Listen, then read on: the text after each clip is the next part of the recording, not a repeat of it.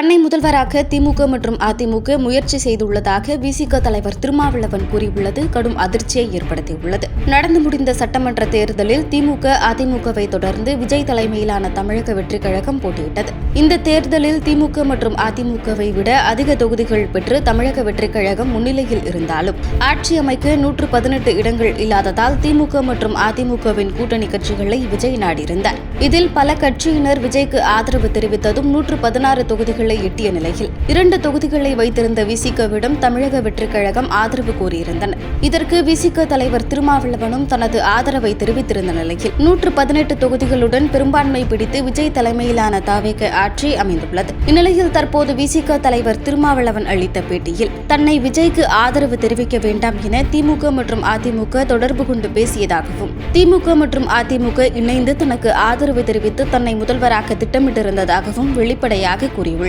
தற்போது திருமாவளவனின் இந்த பேட்டி திமுக மற்றும் அதிமுக இடையே அதிர்ச்சியை ஏற்படுத்தியுள்ளது. செய்திகளை உள்ளது உள்ளபடி தெரிந்து கொள்ள ரெஃப்ளெக்ட் நியூஸை சப்ஸ்கிரைப் பண்ணுங்க.